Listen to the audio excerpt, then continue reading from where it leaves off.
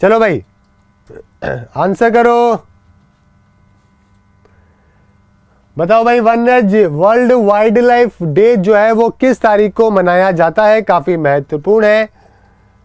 और एक बच्चा बोल रहा है कि सर रोज आप बताते हो इसके बारे में। देखो यार, रोज बताना जरूरी है गाइस। बहुत सारे नए बच्चे हैं जो कि आते हैं डेली, फिर वो कमेंट के अंदर सवाल पूछते हैं, हजारों मेल करते हैं, बहुत सारे फोन कॉल करते हैं। इससे बढ़िया है कि डेली उनको क्लास में बता दिया जाए। मुझे मालूम है यार, जो पुराने बच्चे हैं उनको समस्या होती है 30-40 सेकंड के लिए बताने पे, लेकिन यार देखो बहुत सारे न्यू बच्चे आते हैं, ओके, उनको अगर डेली इंफॉर्मेशन मिलती रहेगी तो जो भी नया बच्चा आएगा वो फोन कॉल्स मेल्स नहीं करेगा। सिंपल सा लॉजिक है यार, ठीक है ना? ओके चलो, तो यहाँ पे बात करते हैं वर्ल्ड वाइल्ड लाइफ डे की, जो कि आपका आंसर क्या हो जाएगा भाई? आपका आंसर हो जाएगा मार्च में आता है ना। कब आता है? 3 मार्च को आता है। कब आता है? 3 मार्च को। तो आपका आंसर क्या हो जाएगा? 3 मार्च को आता है वर्ल्ड वाइल्ड लाइफ डे। ठीक है, इंपॉर्टेंट है दोस्तों, पेपर पॉइंट ऑफ व्यू से पता आपको हमेशा होना चाहिए। ठीक है, और थीम क्या है भाई? Life below water for people and planet. क्या थी? Life below water. ये भी पेपर में सवाल पूछते हैं, लाइफ बिलो वाटर। आगे क्या था? उसके आगे था for people and planet. For people and planet, ये थीम थी, विषय था जो कि आपको पता होना चाहिए। समझ गए? 2019 का ये, पुराना नहीं है। ठीक है, चलो अगला सवाल देखते हैं दोस्तों। अगला सवाल क्या है अपना? अगला है, इंदिरा गांधी गोल्ड कप कौन से खेल से संबंधित है? बताओ भाई, इंदिरा गांधी गोल्ड कप। यशपाल बोल रहे हैं कि सभी बच्चे जो है वो तुक्का मार रहे हैं, बाकी का पता नहीं। यशपाल आप मत मारना बस, ठीक है? उम्मीद करता हूं कि सारे बच्चे समझ रहे होंगे कि भाई ऐसी गलती नहीं करनी है, तुक्के मारने से कुछ भी नहीं होगा। आंसर करो भाई, क्या होगा? इंदिरा गांधी गोल्ड कप कौन से खेल से संबंधित है? यह है दोस्तों आपके फुटबॉल से संबंधित। ठीक है, फुटबॉल से, हॉकी से। इंदिरा गांधी गोल्ड कप बता दो भाई। हॉकी से है यार, वुमेन का हॉकी का टूर्नामेंट होता है, फुटबॉल का नहीं होता, वुमेन का हॉकी का टूर्नामेंट होता है। ठीक है ना? तो हॉकी आपका यहाँ पे बिल्कुल सही आंसर होगा। ठीक है, हॉकी आपका, यानी कि सी आपका सही आंसर होगा। इंदिरा गांधी गोल्ड कप दोस्तों ध्यान रखिएगा। लगता फुटबॉल जैसा है, मेरे को भी एक बार तो फुटबॉल लगा, लेकिन सच बात यह है कि यह हॉकी का टूर्नामेंट है। ठीक है ना? चलो अगला सवाल देखते हैं। यह आप देख सकते हो, इंदिरा गांधी जो होता है वो तो बॉक्सिंग का है, और इंदिरा गांधी गोल्ड कप जो है ये आपके हॉकी का है। कंफ्यूज मत होइएगा। उपनिषद दोस्तों किस चीज की पुस्तकें हैं? सुना होगा ना उपनिषद के बारे में। बहुत ही सिंपल सवाल है, गलत दोगे माता रानी पाप देगी। देखो ऐसे सवाल जो है उम्मीद करता हूं 99% बच्चे जो है वो बिल्कुल सही जवाब देंगे। मुझे मालूम है 1% तो हमेशा आपको मालूम है एक्सेप्शन केसेस होते ही हैं, वो तो गलत कर ही देंगे। बबीता चौधरी ने तुक्का मारा था। अरे भाई बबीता, गीता, ऐसे तुक्के मत मारो। आंसर बिल्कुल सही है, दर्शन शास्त्र यानी कि फिलॉसफी। उपनिषद, कठोपनिषद सुना है ना नाम? ओके, जिसके अंदर यमराज और नचिकेता के बारे में बताया गया है। और मुंडका उपनिषद आपको पता होगा, मुंडका उपनिषद जिसके अंदर क्या लिखा हुआ है? सत्य की ही जीत होती है, ट्रूथ अलोन ट्रम्प। समझ गए? ठीक है, तो ये सब अपने उपनिषद के अंदर लिखा हुआ है। हिंदू फिलोसफिकल किताबें हैं। ओके, और जैसे कि वेदांत होता है, सांख्या होती है जैनिज्म बुद्धिज्म के अंदर। चलो, निम्नलिखित में से बहुविवाह पुस्तक के लेखक कौन थे? बताओ भाई, बहुविवाह। अरे भाई बहुविवाह का मतलब ये नहीं है कि बहुत सारे विवाह कर लो। बहुविवाह का मतलब है विडो रीमैरिज के बारे में यहाँ पे बात करी गई है। ठीक है, विडो रीमैरिज के बारे में बात करी गई है, बहुत सारी शादियों के बारे में बात नहीं करी गई है। कि एक आदमी 4-4 शादियां कर रहा है।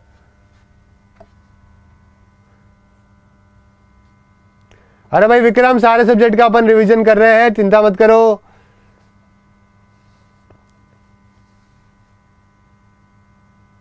क्वेश्चन कब पूछे? शिखर पूछ रहे हैं कि भाई क्वेश्चन कब पूछे। यार शिखर आप यहाँ पे कर दो भाई कमेंट 2-4 बार, आपके या तो वीडियो के नीचे कमेंट कर देना ना, वहाँ पे मैं देख लूँगा, आपको आंसर कर दूंगा कोई समस्या है तो। ठीक है, साथ में भाई वीडियो को शेयर कर देना ताकि और भी बच्चे ज्वाइन कर सके। आंसर यहाँ पे क्या हो जाएगा, ईश्वर चंद्र विद्यासागर आपका बिल्कुल सही आंसर है, जो कि हो जाएगा, समझ गए, सी आपका सही आंसर है। ईश्वर चंद्र विद्यासागर ने काफी काम किया था इस चीज को लेकर। ठीक है, चलो, भारत के पशु कल्याण बोर्ड का मुख्यालय कहां पर है, animal welfare board of India.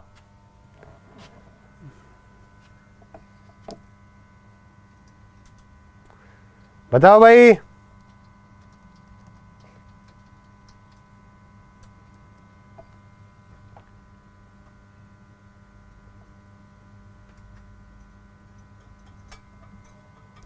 Answer करो, किसके द्वारा। चलो ठीक है, यहां पे आंसर जो आ रहा है वो क्या आ रहा है, यहां पे आंसर आ रहा है हरियाणा। हरियाणा आपका बिल्कुल सही जवाब है। ठीक है, तो ये चेन्नई से वल्लभगढ़ के अंदर इसको शिफ्ट किया गया था। कहां पर है ये, फरीदाबाद के अंदर है, हरियाणा। ओके, कहां पे, पहले चेन्नई के अंदर हुआ करता था, समझ गए। चलो ठीक है, बहुत अच्छी बात है। अगला सवाल है, एनसीआर में निम्नलिखित में से कौन सा जिला कस्बा नहीं आता है। बताओ भाई, एनसीआर के अंदर क्या नहीं आता है। पहले तो ये बता दो कि भाई एनसीआर होता क्या है। नेशनल कैपिटल रीजन होती है फुल फॉर्म। ठीक है, सेंट्रल प्लानिंग रीजन होता है, जहां पे फैक्ट्रियों के ऊपर काम किया जाता है, जहां जैसे कि दिल्ली, राजस्थान, यूपी और हरियाणा, इनके राज्य, इनके जो जिले हैं वो एनसीआर के अंदर शामिल किए गए हैं। 1985 के अंदर प्लान को क्रिएट किया गया था ताकि इंडस्ट्रीज यहाँ पे बुला सके। प्रोमिनेंट एरिया कौन सा है, दिल्ली, गाजियाबाद, गुड़गांव, सोनीपत, नोएडा, फरीदाबाद, ये सब आपको मालूम है ना। ठीक है,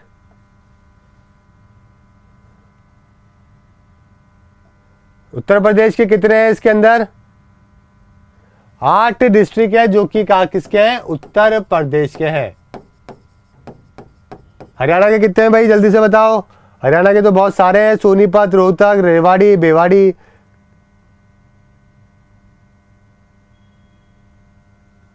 ठीक है, कोई 14 के आसपास है जो कि किसके हैं, हरियाणा के हैं। राजस्थान की बात करें तो राजस्थान के 2, और एक हो गया आपका एनसीटी ऑफ दिल्ली, समझ गए। तो ये सारे जिले हैं और यहाँ पे आंसर हो जाएगा चंडीगढ़। अरे भाई चंडीगढ़ आता है क्या, चंडीगढ़ आता है क्या, चंडीगढ़ नहीं आता है, कहां से आएगा, बिल्कुल सही है। ठीक है,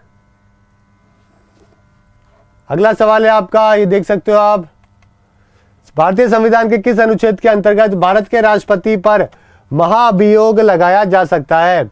महाभियोग, इंपीचमेंट, प्रेसिडेंट को हटाने की अगर यहाँ पे बात करी जा रही है। ठीक है, इंपीचमेंट प्रोसेस के बारे में आपको बताना है, और आपको बताना है कि भाई कौन सा आर्टिकल के अंदर इसके बारे में लिखा हुआ है। ठीक है, जल्दी से बताओ भाई आंसर क्या होगा, और वीडियो को शेयर कर दो व्हाट्सएप पे, ग्रुप पे, सब जगह पे, जल्दी से बताओ।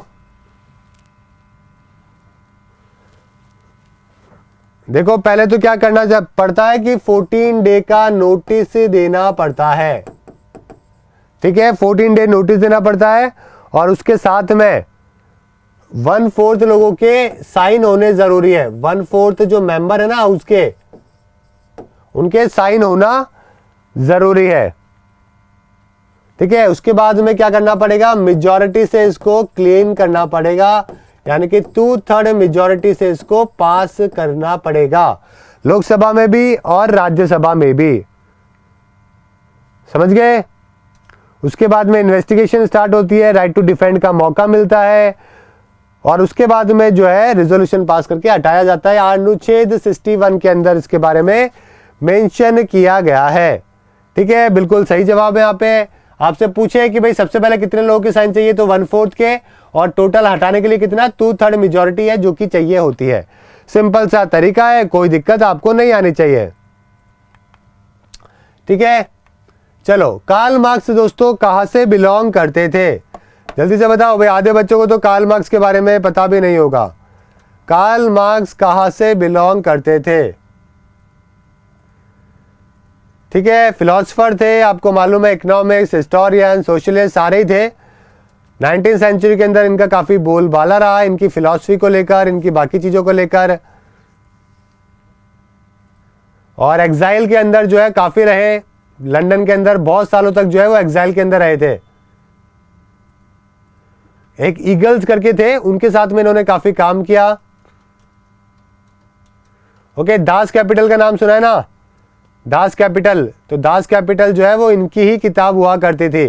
पॉलिटिकल इकोनॉमी के बारे में इन्होंने कहा था उसके अंदर।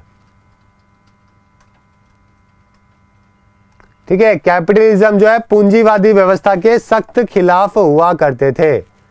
समझ गए मेरी बात? सोसाइटी के बारे में काफी बातें ये किया करते थे। आंसर क्या हो जाएगा? जर्मनी आपका यहाँ पे बिल्कुल सही आंसर हो जाएगा। जर्मनी के अंदर पैदा हुए, डेथ हुई इनकी लंदन के अंदर। कब हुए थे? 1818 के अंदर पैदा हुए, इनकी डेथ हुई थी कोई 1883 के टाइम पे इनकी डेथ हुई थी। समझ गए? ठीक है, ध्यान रखिएगा। चलो अगला सवाल देखते हैं। आप यहाँ पे देख सकते हैं, और लॉ की स्टडी करी थी, फिलॉसफी की स्टडी करी थी। किस पंचवर्षीय योजना के तहत आपातकाल की घोषणा हुई, नए चुनाव हुए और जनता पार्टी चुनाव जीती थी? जल्दी से बताओ भाई। मोरारजी देसाई बने थे पहले नॉन कांग्रेसी पीएम। मोरारजी देसाई पहले नॉन कांग्रेसी पीएम बने थे। तो ये कौन से टाइम की बात कर रहे हैं? यहाँ पे हम बात कर रहे हैं दोस्तों 5वें 5 ईयर प्लान की। ठीक है, तो 5वें 5 ईयर प्लान के बारे में हम यहाँ पे बात कर रहे हैं दोस्तों। ओके, ध्यान रखिएगा। पहले नॉन कांग्रेसी पीएम बने मोरारजी देसाई। सार्वजनिक वितरण प्रणाली का लक्ष्य क्या है? Public distribution system. पब्लिक के अंदर क्या हो, हर चीज का डिस्ट्रीब्यूशन है, उसका सिस्टम की बात करें तो यहाँ पे आपका आंसर क्या हो जाएगा? आंसर हो जाएगा आपके, देखो, फूड की सिक्योरिटी भी देना जरूरी है ना, ब्लैक मार्केटिंग को रोकना जरूरी है, ओवर चार्जिंग बहुत ज्यादा पैसे लेते हैं ट्रेडर, उसको रोकना भी जरूरी है। इसलिए आपका आंसर क्या हो जाएगा? डी आपका सही आंसर है, जो कि हो जाएगा। ठीक है, चलो, ट्रेड गैप क्या होता है? व्यापार घाटे का मतलब क्या है, ये आपको बताना है।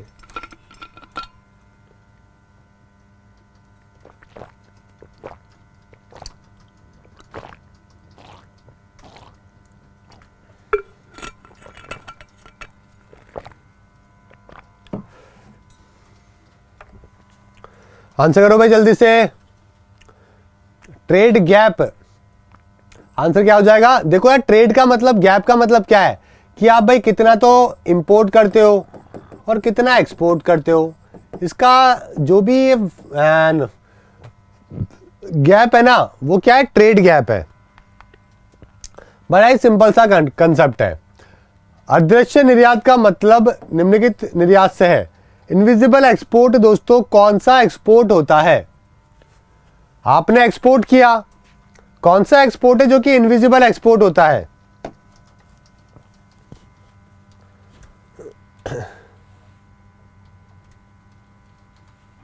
आंसर क्या होगा यहाँ पे? चलो ठीक है, देखो यहाँ पे काफी बच्चों का सही आंसर भी आ रहा है। आंसर आपका ए बिल्कुल सही है। देखो, अगर आप कोई सर्विसेज प्रोवाइड कर रहे हो तो भाई सर्विसेज को नजर तो आती नहीं है।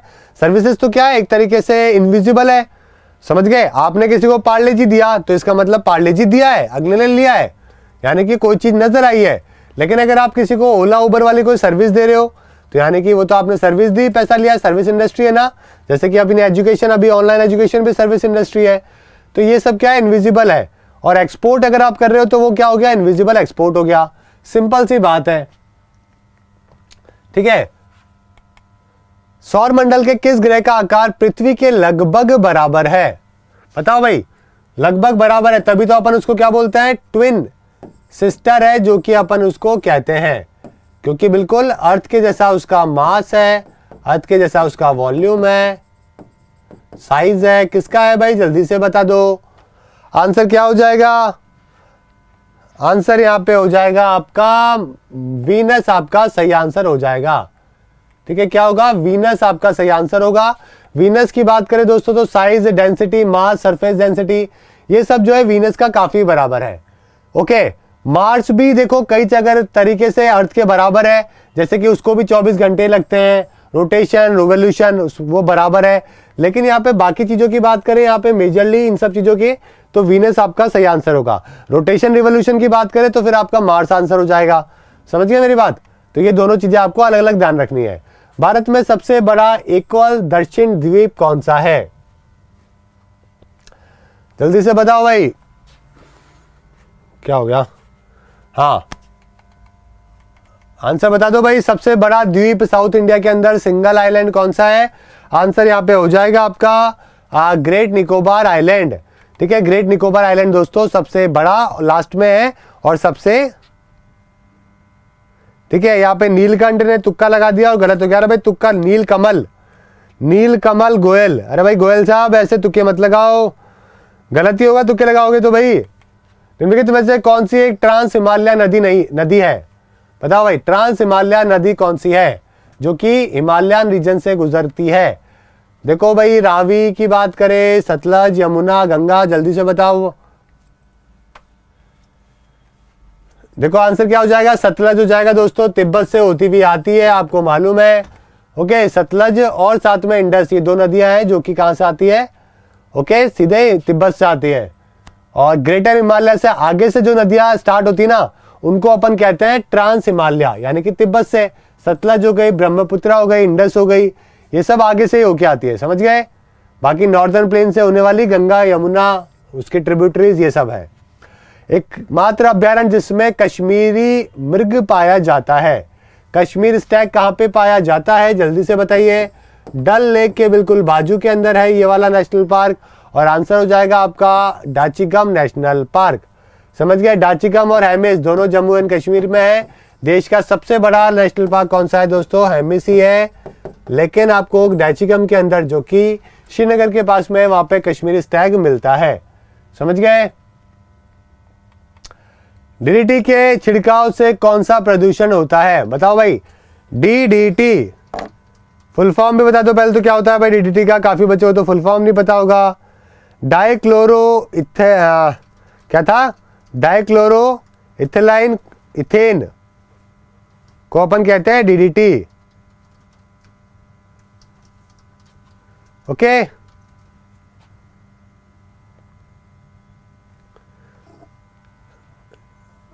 आंसर बताओ भाई। और केमिकल फॉर्मूला क्या है इसका? केमिकल फॉर्मूला है C14H9Cl5।